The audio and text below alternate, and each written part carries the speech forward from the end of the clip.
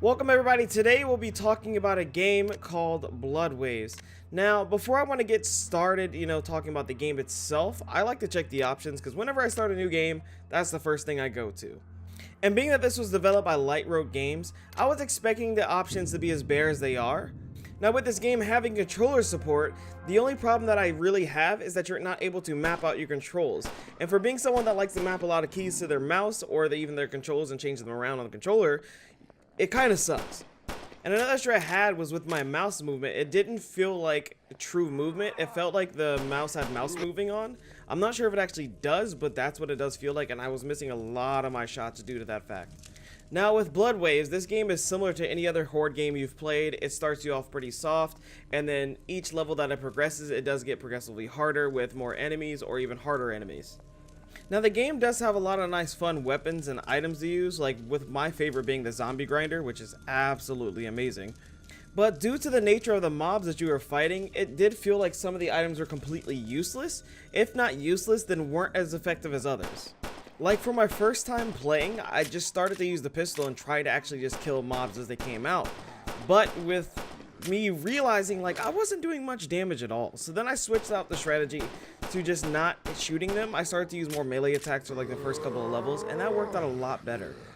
And I get it, the pistol being, the first weapon in the game, it's not supposed to be the best. You're supposed to use it, during like levels 1 and 2 or something like that.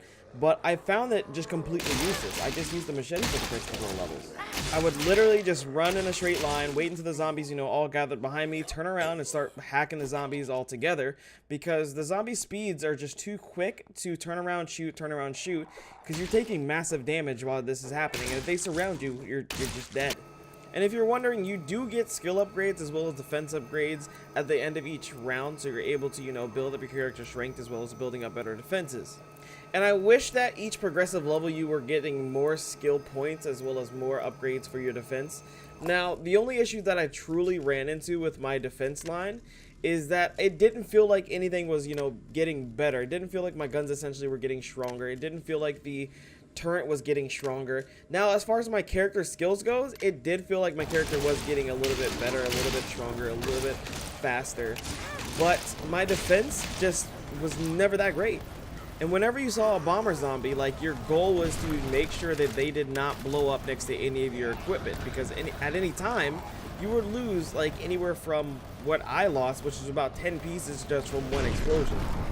And the building in this game is actually very simple. All you have to do is just, rotate an object, place it, and it's just there. Now, I do wish that there was an option for you to, pick objects back up again, just in case you need to rotate them or move them around and just rearrange the room, because when an item is placed there, it is there until it is destroyed. But all in all, for a game that's at the price point of $10, like it's pretty hard to beat. I mean, there are a lot of bugs or weird mechanics, and it's not the best game in the world, but it is really, really fun, and I think for $10, that's a pretty decent price point. If this game actually, does get any dev support and is still cared for, which, I mean, it seems like it is because it's still getting updates, I can see it being, really, really solid. Who knows, this could be the next Devil Daggers, if it just gets a little bit more dev support and, there's updates that keep getting pumped out. It's a really, really fun title.